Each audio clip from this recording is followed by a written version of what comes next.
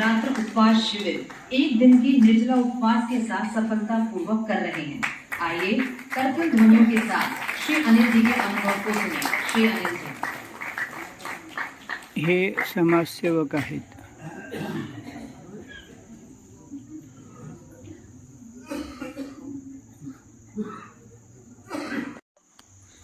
माननीय श्री डॉक्टर साहब को उनको नमो नमन करता हूँ। यहाँ मेरी बैठी बहन जी और दादाजी बैठी हैं, ये बहन जी बैठी, इनको मैं नमो नमन करता हूँ।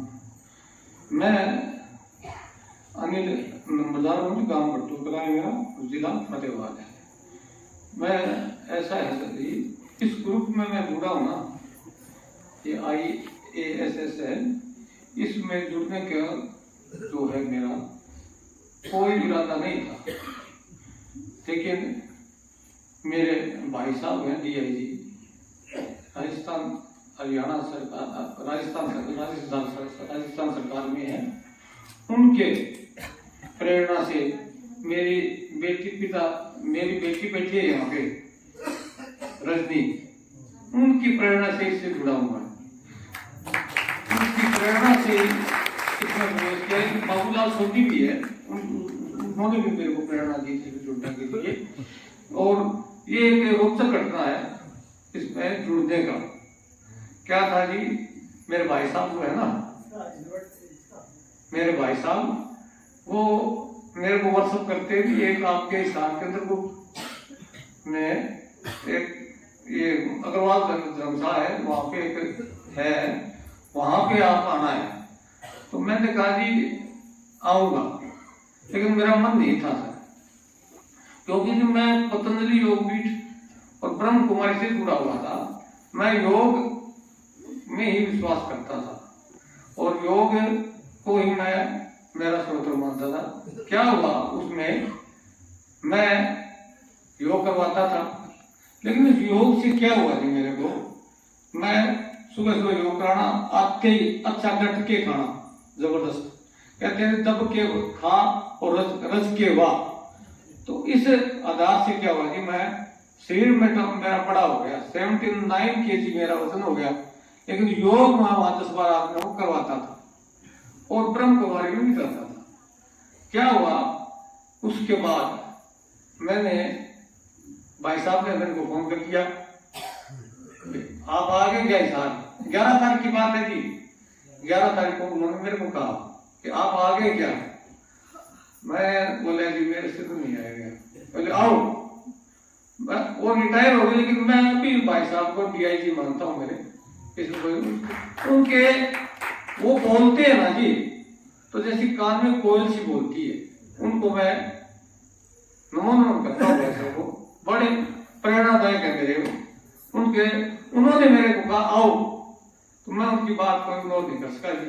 उसी समय तैयार हो गया, उसी समय मैं तैयार हो गया। तो घरवाली थी ना, वो लिखा जा रही, वो लिसाज आ रहे हूँ, लिसाज आ रहे हूँ, मैं खाना बना रही हूँ। तो मैं खाना तो आज हिसाब में खाएंगे, तो मैंने सोचा शिविर के अंदर अच्छा माल मिलेगा, हलवा पूरी मिलेगा। हकीकत है, मन में सोचता जा रहा था, चलो आज तो भाई साहब अच्छा कर दिया। तो जी मैं शिविर में पहुंच गया। तो वहां शिविर में पहुंचने के बाद क्या हुआ जी, मैंने देखा वहां तो कुछ और ही था, माल तो नहीं था। क्यों मैं योग कराता हूँ, उसके बाद घर में आके अच्छा माल खाता हूँ, मैं ये नहीं है माल कोई कभी रखता हूँ ना। अच्छे बिस्कुट घर में निकलवाए थे देसी घी के, वो खाता रहा, दिन में खूब अच्छा खाता था, 79 kg वजन था। तो वो देख के बस आज तो फंस गए भैया, आज तो भूखा रहना पड़ेगा, मारे गया। भाई साहब की बात में पता नहीं कर सकता था, हकीकत है भाई साहब की बात में मना नहीं कर सकता। उनके कहने से मैं आ गया। तो बोले यार तो भूखा रहना पड़ेगा, तो इलाज ही करो, फंस हो गए। क्या हुआ जी, वो खाने के लिए बोले, तो मैं लाइन में लग गया। तो उसमें थोड़ा फल जो होते थे जी, फल से पेट भरते हैं और तो क्या करें। तो क्या हुआ जी, पवन जी है ग्रुप के अंदर अपने, मैं एक बार खा के दोबारा फेर रख गया, मतलब आप तो मैंने ले लिया, पहले ले लिया, मैं बांट दी, मार दिया तो भूखे रह गए। जबरदस्त बात है जी, तो आप सुनोगे तो मेरी बात है। उसके बाद क्या हुआ जी, ये तो हिसार ग्रुप है ना जी, ये भी मेरे को बड़ा अच्छा लगा है। सत्यनारायण जी शर्मा जी है, माननीय जी सत्यनारायण शर्मा जी, इनकी प्रेरणा भी मेरे को बहुत अच्छी लगी। इन्होंने जो बातें की उनसे मेरा मन गदगद हो गया जी। और एक हंसी का गुलदस्ता भी है हमारे पास, गंगाराम जी, गंगाधर जी है जी। और इस ग्रुप के अंदर हम आए ना, तो हंसी का गुलदस्ता जो है ना जी, गंगाधर जी, गंगाधर जी नाम होगा, बड़े इन्होंने हमें इतना खुश रखा, कुछ ना।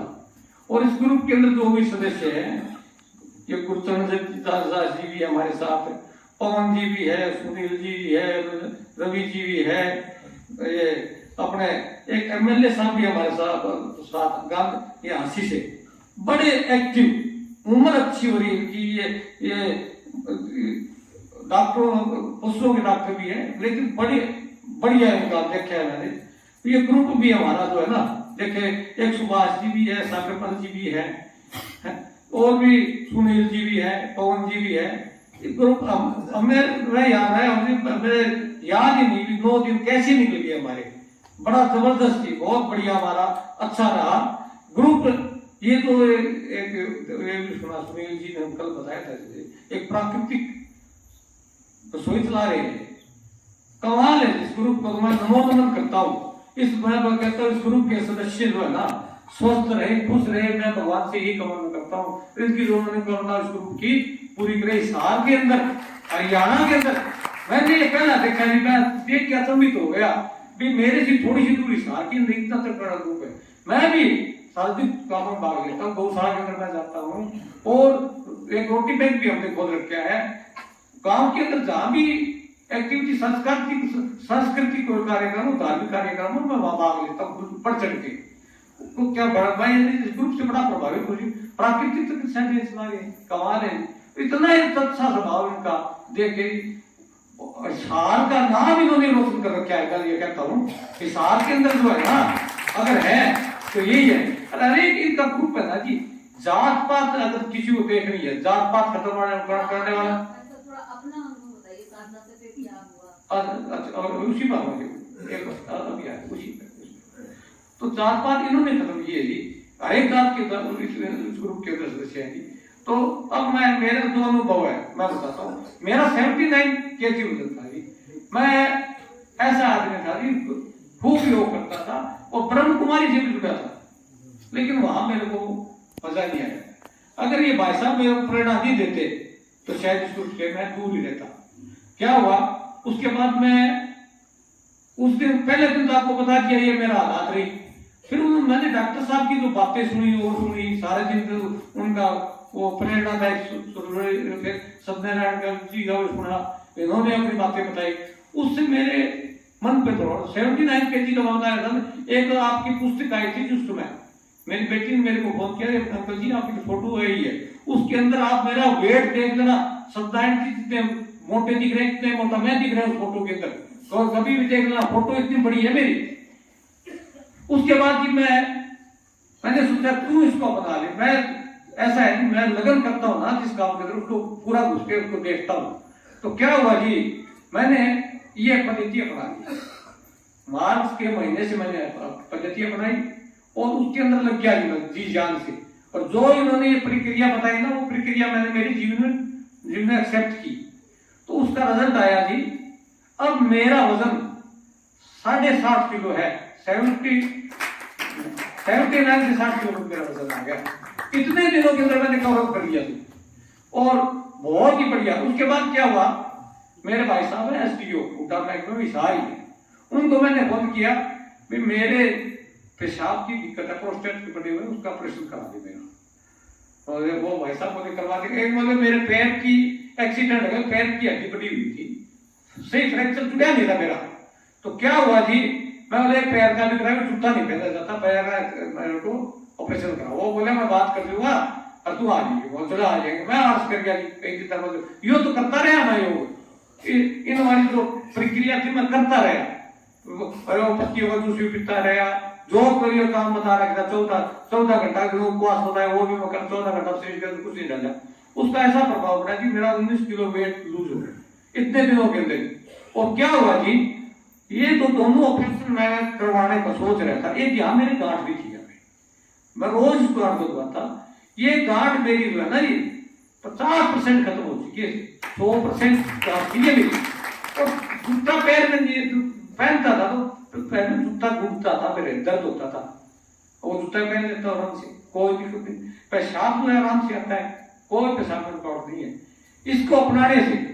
लेकिन जी एक मैं बात बताता हूँ, ये तो तप की बात आ गई। तप में वो दो सिखाते हैं ना जी, जैसे रामदेव वाले वो तो तप पे चलते हैं, ब्रह्म कुमारी वाले इस पे चलते हैं, सिमरन पर ज्यादा चलते हैं।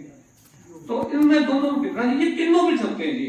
इस पे ये संस्था जो तीनों चीज सिखाती है, इसका मेरे जीवन पर प्रभाव पड़ा जी।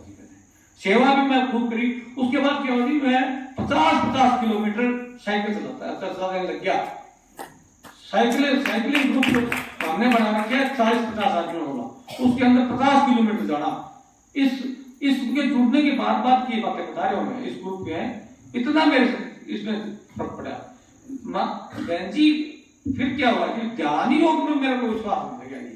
मैं 10 मिनट बैठता और उठ जाता, बोले छोटा ध्यान है, क्यों विचार जो थे ना वो निकल नहीं रहे थे मेरे। बहन जी आए थे इस साल, वो मैंने ध्यान योग के बारे में इन्होंने जो बातें बताई, उनका मेरे जीवन पर बड़ा प्रभाव पड़ा जी। ऐसा प्रभाव पड़ा कुछ ना। उसके बाद बहन जी के प्रवचन के बाद मैंने घर जाके धक्के से बैठा रहा कई दिन तक। तो दिल तो करा उठ जाऊं फिर बैठ जाऊं, दिल तो उठ जाऊं फिर बैठ जाऊं, मतलब बैठा रहना चाहिए, कुछ हो जाए अड़ गया मैं। अड़ने के बाद उसके बाद मेरे को इसमें इंटरेस्ट आने लग गया। और जो बातें जो मेरी थी वो धीरे धीरे खत्म होने लगी थी, उनसे मैं दूर हटता चले गया जी। और अब मैं हकीकत है 1-1 घंटा मैं सुबह 3 बजे उठता हूँ जी। अब ये ग्रुप के सदस्य बैठे हैं, ये भी देखते हो मेरे कमरे के अंदर। मैं 3 बजे उठ जाता हूँ, स्नान कर लेता हूँ मेरा, और मैं तेल की मालिश डेली करता हूँ। 3 बजे उठ के मैंने तेल की मालिश करती हूँ। उसके बाद योगा भी करता हूँ। और 1 घंटा अब बहन जी के प्रवचन के बाद मैं 1 घंटा सुबह बैठ जाता हूँ ध्यान योग के अंदर, धक्के से बैठता हूँ। अब मेरा तो इंटरेस्ट इसमें आने लग गया जी, पहले नहीं इंटरेस्ट आ रहा था मेरे को। ये मेरे जीवन की जो हकीकत बता रहा हूँ, ये मेरे भाई साहब, मेरी बेटी, प्यारी बेटी, इनके प्रेरणा से मैं इससे जुड़ा हूँ। नहीं तो मेरा इसका कोई मतलब नहीं जी। मैंने दूसरी इग्नोर भी कर दिया था, मैं छोड़ दिया क्यों माता बच्ची के। नवरात्र में वजन कितना? अच्छा नवरात्र के अब देखो जी, एक नई इंटरेस्टेड और बात बताता हूँ मैं आपको, आप सुनोगे तो हकीकत है। मैं जिस दिन यहाँ आया